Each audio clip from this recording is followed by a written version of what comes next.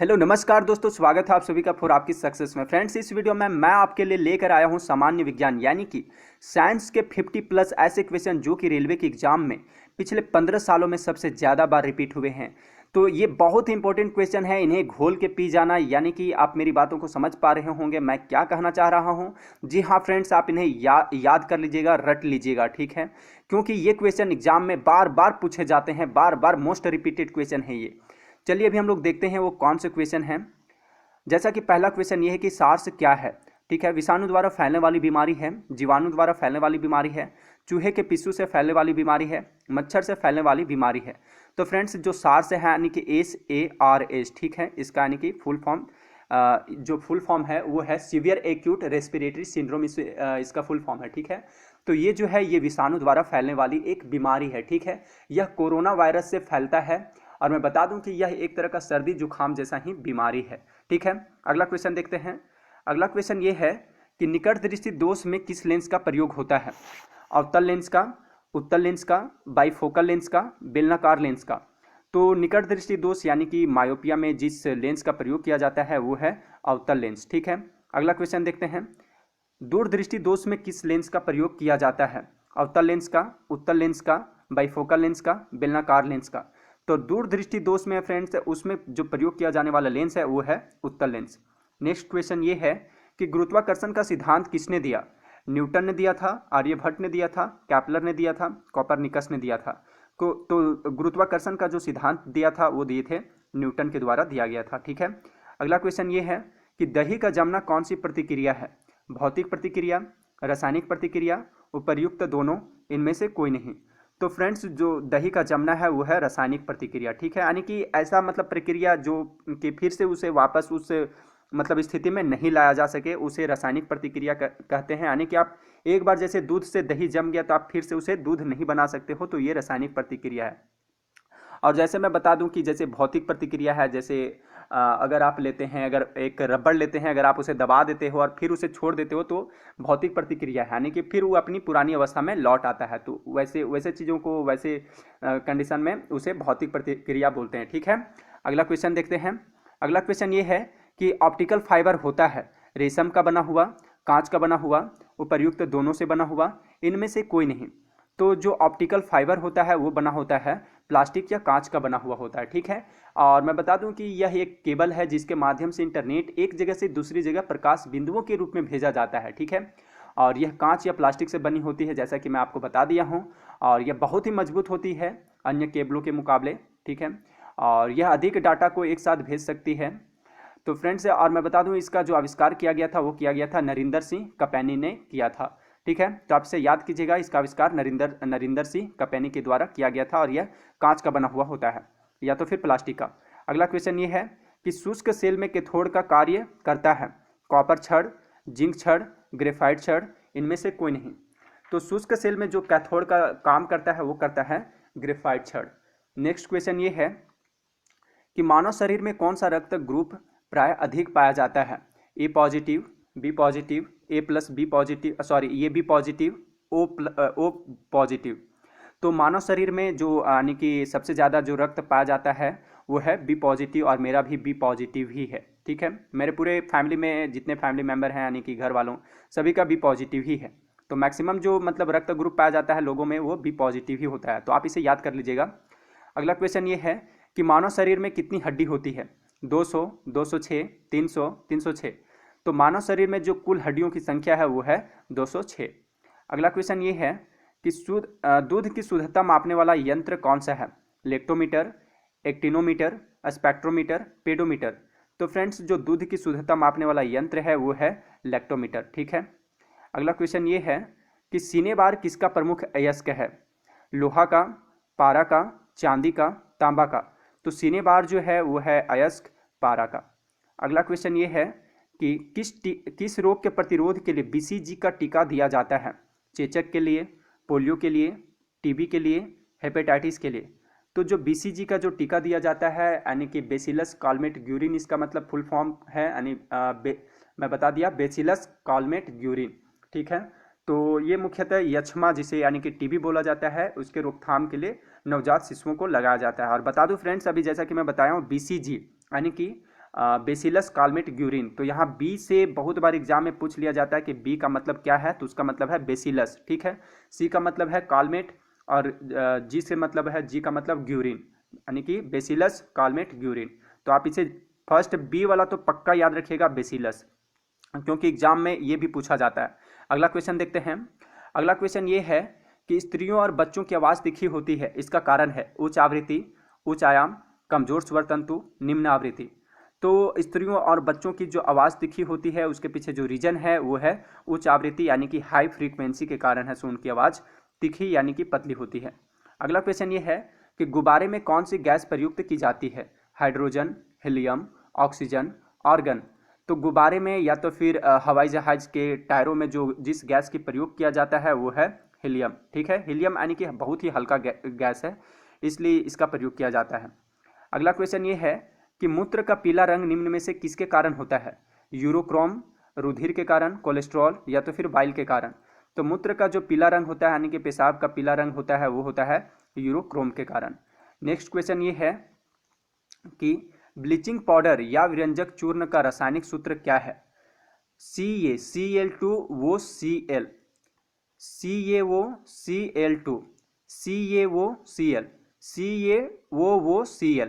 तो friends, bleaching powder यानी कि व्यंजक चूर्ण जिसे पानी के प्यूरिफिकेशन में यूज किया जाता है, उसका जो रासायनिक सूत्र है वो है CaO Cl2, ठीक है। और इसका जो रासायनिक नाम है वो है कैल्शियम हाइपोक्लोराइड। तो आप इसे भी याद रखिएगा, कैल्शियम हाइपोक्लोराइड को, क्योंकि ऐसे भी एग्जाम में पूछा जा सकता है। अगला क्वेश्चन देखते हैं। अगला क्वेश्चन ये है कि फाउंटेन पेन का आविष्कारक कौन था, फ्रैंकलिन, एयरमैन, लीडमैन, वाटरमैन।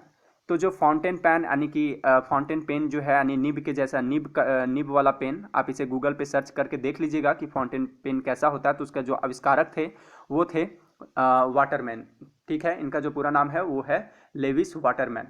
अगला क्वेश्चन देखते हैं।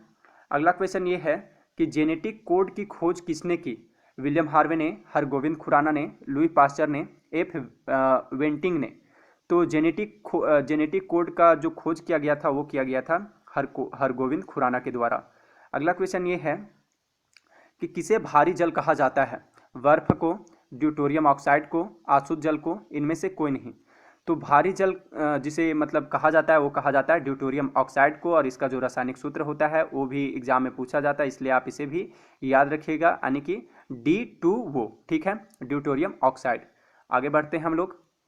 सोडियम कार्बोनेट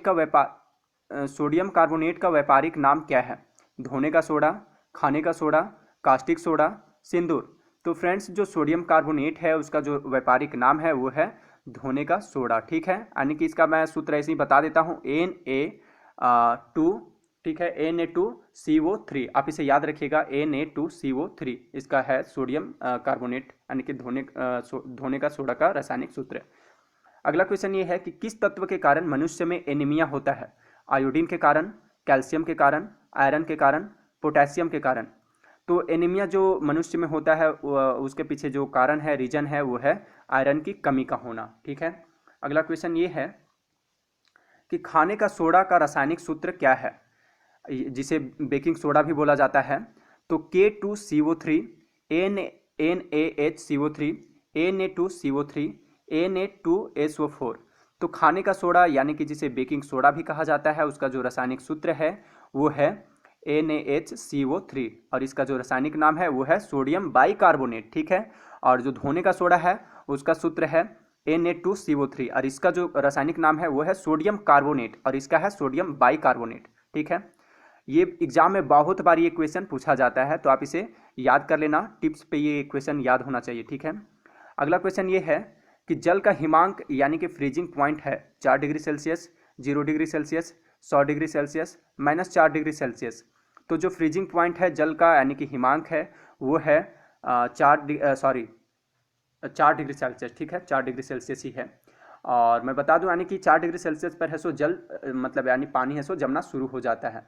और एक चीज़ और इसमें ऐड करना चाहूँगा कि 4 डिग्री सेल्सियस पर ही जल का घनत्व सबसे अधिक होता है, और जैसे ही इससे कम यानी कि 4 डिग्री से जैसे ही कम होता है इसका मतलब कि टेम्परेचर या तो फिर बढ़ता है तो इसका घनत्व ऐसो घट जाता है। तो ये भी क्वेश्चन पूछा जाता है कि सबसे अधिक यानी जल का सबसे अधिक घनत्व कब होता है, तो होता है 4 डिग्री सेल्सियस यानी 4 डिग्री सेल्सियस पर। और जल का जो हिमांक है यानी फ्रीजिंग पॉइंट है यानी जमने का जो स्टार्ट होता है, जमना शुरू होता है, वो होता है 4 डिग्री सेल्सियस पर जमना स्टार्ट हो जाता है। ठीक है, आगे बढ़ते हैं हम लोग। कपास के पौधे के किस भाग से कपास का रेशा निकाला जाता है? जड़ से, पत्तियां से, तने से, बीज से? तो कपास के पौधे के जिस भाग से मतलब ये कपास का जो रेशा निकाला जाता है वो है बीज से। ठीक है, अगला क्वेश्चन ये है कि लार की प्रकृति कैसी होती है? निष्प्रभावी, अम्लीय, क्षारीय, उभयधर्मी? तो लार का जो प्रकृति यानी लार कैसा होता है, तो होता है अम्लीय। ठीक है, और इसका जो पीएच मान है वो है 6.5 होता है। आगे बढ़ते हैं हम लोग। किसी लेंस की क्षमता किससे व्यक्त की जाती है? वाट से, डायोप्टर से, जूल से, यानी कि इनमें से कोई नहीं। तो किसी लेंस की जो क्षमता जो व्यक्त की जाती है वो की जाती है डायोप्टर में। ठीक है, डायोप्टर में इसे मापा जाता है। अगला क्वेश्चन ये है कि निम्न में से किसे किसानों का मित्र कहा जाता है? सूअर को, गाय को, कुत्ता को, केंचुआ को? तो फ्रेंड्स, किसानों का मित्र आप कुत्ता मत मार देना या सूअर, उस जो किसानों का मित्र बोला जाता है वो बोला जाता है केंचुआ को। ठीक है, क्योंकि ये भूमि को ऐसो फर्टाइल बनाता है, इस वजह से केंचुआ को ऐसो किसानों का मित्र बोला जाता है। नेक्स्ट क्वेश्चन ये है कि डायनासोर किस कशेरुकी वर्ग से संबंधित थे? मत्स्य, पक्षी, रेप्टाइल्स, स्तनधारी? तो डायनासोर का जो संबंध था जिस कशेरुकी से, उसका नाम है रेप्टाइल्स। ये यानी कि रेप्टाइल प्राणी के ये जानवर थे, जैसे अभी सांप हैं या तो फिर घड़ियाल, गिरगिट, ये सारे रेप्टाइल कशेरुकी के हैं। स्तनधारी में जैसे अभी मनुष्य हो गया। ठीक है, और मैं बता दूं कि डायनासोर जो है वो 65 मिलियन वर्ष पहले विलुप्त हो गए हैं। अगला क्वेश्चन ये है कि एक प्रकाश वर्ष है समय का मात्रक, दूरी का मात्रक, तीव्रता का मात्रक, सूर्य से उत्सर्जित प्रकाश का मापन? तो फ्रेंड्स, जो प्रकाश वर्ष है वो है दूरी का मात्रक। ठीक है, इसे दूरी मापा जाता है। अगला क्वेश्चन देखते हैं। अगला क्वेश्चन ये है कि एक प्रकाश वर्ष बराबर कितना होता है? 9.46 into 10⁻15 metre, 9.46 into 10⁻30 metre, 9.46 into 10⁻10 metre, 9.46 into 10⁸ metre? तो एक प्रकाश वर्ष बराबर जो होता है वो होता है 9.46 सॉरी ये होता है 9.46 इंटू 10⁻15 मीटर होता है। ठीक है, और एक चीज़ इसमें और ऐड करना चाहूँगा, ये मीटर में है, और अगर आप इसे किलोमीटर में अगर एग्जाम में पूछ दिया जाए तो यहाँ पे 10⁻15 होता है। ठीक है, तो आप इसे भी याद रख लीजिएगा, यानी किलोमीटर में 10⁻15 मीटर है, यानी 15 मीटर वो मीटर में होता है और 12 किलोमीटर में होता है। ठीक है, एक प्रकाश वर्ष बराबर ये दूरी का मात्रक है। अगला क्वेश्चन ये है कि मियादी बुखार, जिसे टाइफाइड भी बोला जाता है, हमारे शरीर का कौन सा अंग प्रभावित होता है इससे? फेफड़ा होता है, तिल्ली होता है, यकृत होता है, आंतें होता है? तो यानी टाइफाइड अगर आपको हो जाता है तो इससे हमारे यानी बॉडी में जो सबसे ज़्यादा प्रभावित होने वाला अंग है वो है आंतें। ठीक है, अगला क्वेश्चन देखते हैं। अगला क्वेश्चन ये है कि पादपों में जल के परिवहन का कार्य कौन करता है?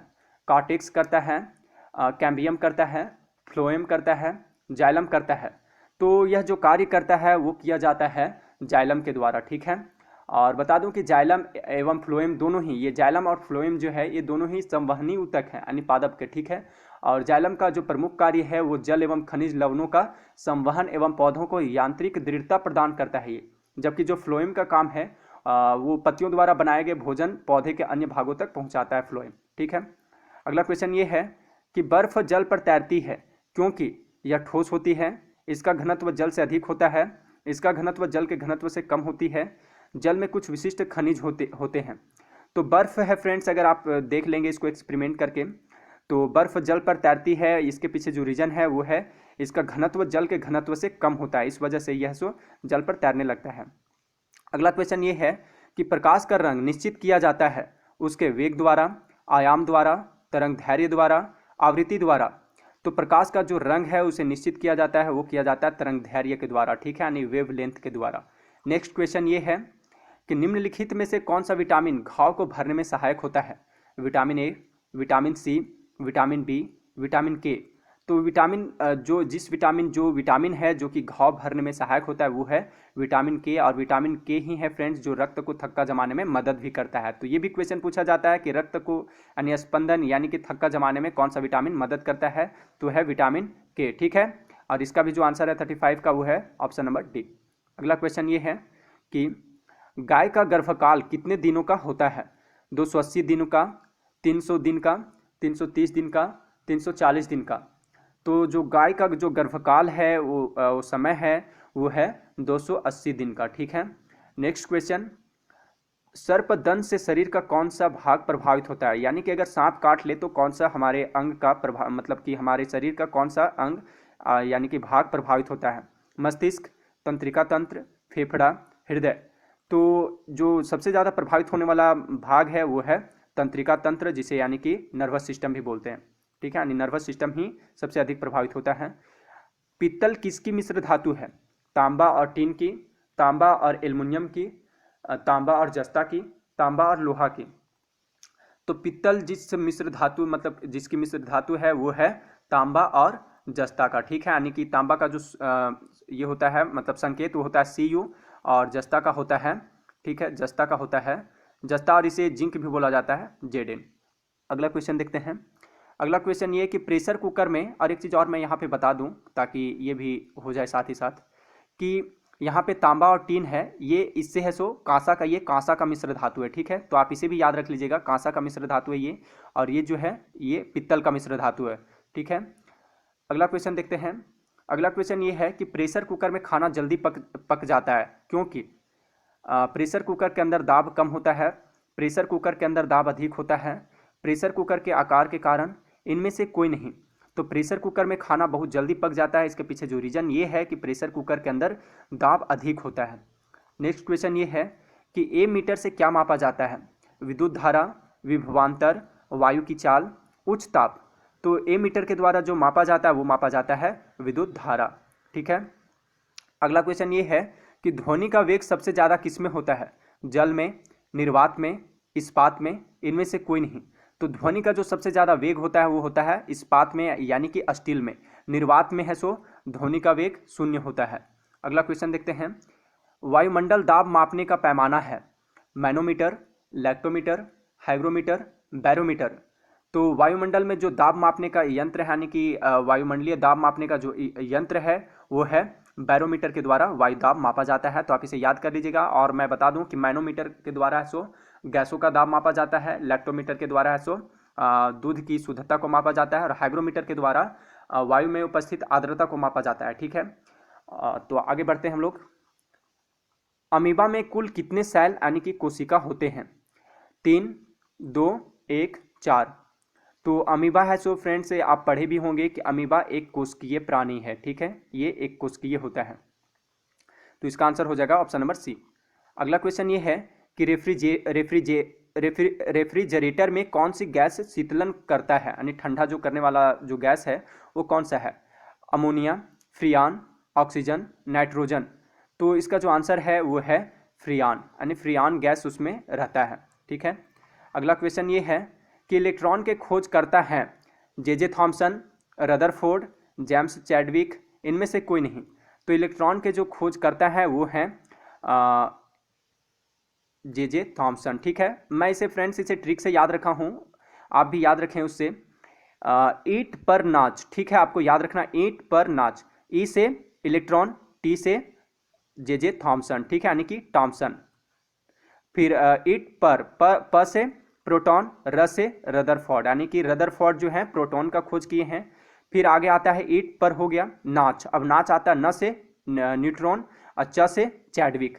तो आपको यानी कि ये थॉमसन, रदरफोर्ड और चैडविक याद रखना है। ईंट पर नाच, ईंट पर नाच। ठीक है, अगला क्वेश्चन देखते हैं हम लोग। निम्नलिखित में से किसे भविष्य की धातु कहा जाता है? स्टील, तांबा, लोहा, टाइटेनियम। तो भविष्य की जो धातु कहे जाने वाला जो तत्व है यानी कि वो धातु है वो है टाइटेनियम। ठीक है, हीटर के तार किस चीज के बने होते हैं? तांबा के, टंगस्टन के, नाइक्रोम के, एल्युमिनियम के। तो हीटर के जो तार बने होते हैं वो बने होते हैं नाइक्रोम के। लोहे का जंग लगने से उसका भार बढ़ता है, घटता है, अपरिवर्तित रहता है, पहले बढ़ेगा फिर घटेगा, क्या होता है? तो लोहे में अगर जंग लग जाता है तो उसका जो भार है, वेट है, वो है सो बढ़ जाता है। ठीक है। एड्स रोग किससे फैलता है? बैक्टीरिया से, वायरस से, मच्छर से, इनमें से कोई नहीं। तो फ्रेंड्स, जिनको भी एड्स हो जाता है उसे मतलब एड्स जो फैलता है वो फैलता है वायरस से। ठीक है। अगला क्वेश्चन देखते हैं। अगला क्वेश्चन ये है कि कशिश का तेल कहलाता है नाइट्रिक अम्ल, हाइड्रोक्लोरिक अम्ल, एसिटिक अम्ल, सल्फ्यूरिक अम्ल। तो कशिश का जो तेल बोला जाता है वो कहलाता है सल्फ्यूरिक अम्ल को। ठीक है, सल्फ्यूरिक अम्ल है सो कशिश का तेल ऐसे बोला जाता है। मृग मरीचिका बनने का कारण है प्रकाश का व्यक्तीकरण, प्रकाश का विवर्तन, प्रकाश का ध्रुवन, प्रकाश का पूर्ण आंतरिक परावर्तन। तो मृग मरीचिका यानी कि जो मिराज बनता है, इंग्लिश में मिराज बोलते हैं इसे, तो वो बनने के पीछे जो रीजन है वो है प्रकाश का पूर्ण आंतरिक परावर्तन। ठीक है। अगला क्वेश्चन ये कि एलिसा परीक्षण किसके लिए निर्देशित है? एड्स के लिए, टाइफाइड के लिए, पोलियो के लिए, कैंसर के लिए। तो जो एलिसा टेस्ट जो किया जाता है वो किया जाता है एड्स का पता करने के लिए कि कहीं एड्स तो नहीं हो गया है। ठीक है, तो एलिसा परीक्षण एड्स से संबंधित है। नेक्स्ट क्वेश्चन ये है कि परमाणु बम की खोज किसने की थी? ऑटो हान ने, अल्बर्ट आइंस्टीन ने, एडिसन ने, रदरफोर्ड ने। तो परमाणु बम का जो खोज किया गया था वो किया गया था ऑटो हान के द्वारा। अगला क्वेश्चन ये है कि डॉक्टर सीवी रमन को किस विषय में नोबेल पुरस्कार मिला? साहित्य के क्षेत्र में, औषधि विज्ञान में, भौतिकी में, रसायन शास्त्र में। तो फ्रेंड्स, जो डॉक्टर सीवी रमन थे ये भारत के महान भौतिक मतलब कि वैज्ञानिक थे, भौतिक के ये साइंटिस्ट थे भौतिकी के क्षेत्र में। तो इनको ऐसो नोबेल पुरस्कार 1930 में मिला था। ये भी क्वेश्चन पूछा जाता है। ठीक है, 1930 में।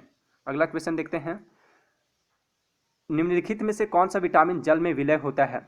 Vitamin A, vitamin E, vitamin C, vitamin D. तो जल में जो विलय होने वाला जो विटामिन है वो है विटामिन सी। ठीक है, विटामिन बी और सी ये दोनों है सो जल में घुलनशील हैं। और जो विटामिन ये हो गया, ये डी, ई और के, ठीक है, आप इसे भी याद रखिएगा। ये डी और के जो है ये सो वसा में घुलनशील विटामिन है और विटामिन बी और सी जल में घुलनशील है। ये भी क्वेश्चन दोनों मतलब पूछे जाते हैं। ठीक है। अगला क्वेश्चन ये है कि डायनामाइट का आविष्कार किसने किया था? अल्फ्रेड बर्नार्ड नोबेल ने, इमैनुएल स्वीडेनबर्ग ने, चार्ल्स डी गियर ने, ओलास रुडबेक ने। तो डायनामाइट का जो आविष्कार किया गया था वो किया गया था महान साइंटिस्ट यानी कि अल्फ्रेड बर्नार्ड नोबेल के द्वारा। ठीक है, और इन्हीं के मतलब कि नाम से है सो नोबेल प्राइज भी दिया जाता है 1901 से। ठीक है, तो ये भी आप याद रखिएगा कि नोबेल प्राइज का जो प्रारंभ हुआ है वो है 1901 से हुआ है। अगला क्वेश्चन, और किसके नाम से दिया जाता है? तो अल्फ्रेड बर्नार्ड नोबेल के नाम पे। अगला क्वेश्चन ये है कि लाल रुधिर कणिकाओं यानी कि आरबीसी, रेड ब्लड सेल्स का निर्माण कहाँ होता है? वृकों में, अस्थि मज्जा में, यकृत में, तिल्ली में। तो आरबीसी का जो निर्माण होता है वो होता है अस्थि मज्जा में। अगला क्वेश्चन ये है कि मधुमेह रोग किसकी कमी से होता है? इंसुलिन की कमी से, प्रोटीन की कमी से, वसा की कमी से, विटामिन की कमी से। तो मधुमेह यानी कि शुगर होता है वो होता है इंसुलिन की कमी से। ठीक है, जिसे चिनिया बीमारी भी बोला जाता है। अगला क्वेश्चन ये है कि दूध के फटने पर कौन सा एसिड उत्पन्न होता है? Tartaric acid, butyric acid, lactic acid, acetic acid. तो दूध के फटने से जिस एसिड का मतलब जो जिस एसिड उत्पन्न होता है वो है लैक्टिक एसिड। ठीक है। अगला क्वेश्चन ये है कि पृथ्वी पर उपलब्ध सबसे कठोरतम पदार्थ क्या है? प्लेटिनम, हीरा, स्फटिक, सोना। तो फ्रेंड्स, पृथ्वी पर अभी तक का जो सबसे मतलब कि कठोर पदार्थ है यानी कि जो सबसे कठोरतम पदार्थ है वो है हीरा। ठीक है, तो ये था 60 क्वेश्चन, 50 प्लस मैं बताया था, तो इसमें टोटल 60 क्वेश्चन थे। और अगर आपको इन क्वेश्चन का पीडीएफ फाइल चाहिए तो इसका डाउनलोड लिंक डिस्क्रिप्शन में दिया हुआ है, तो आप वहां से इसे डाउनलोड कर लीजिए और प्रैक्टिस करते रहिएगा, क्योंकि ये रेलवे ग्रुप डी और असिस्टेंट लोको पायलट के एग्जाम में इसका आने का संभावना 100% है। बहुत सारे इससे इस वीडियो से यानी इस प्रश्न से क्वेश्चन पूछे ही जाएंगे। ठीक है, 10 से 15 क्वेश्चन आ सकते हैं इससे, तो आप इसे याद कर लीजिएगा। टिप्स पे याद होने चाहिए, एकदम कंठस्थ याद कर लीजिएगा, इसे घोल के पी जाइएगा। और यदि आपको इस वीडियो का सेकेंड पार्ट चाहिए तो नीचे कमेंट बॉक्स में मुझे ज़रूर बताइएगा, मैं ताकि वीडियो फिर उस तरह मैं बनाऊंगा आपके लिए। और लाइक और सब्सक्राइब अभी ज़रूर कीजिएगा फ्रेंड्स, क्योंकि बहुत मेहनत किया हूँ आपके लिए ये वीडियो तैयार करने के लिए। और कमेंट करके ज़रूर बताइएगा कि यह वीडियो आपको कैसी लगी। ठीक है, और शेयर करना न भूलें। Thanks for watching.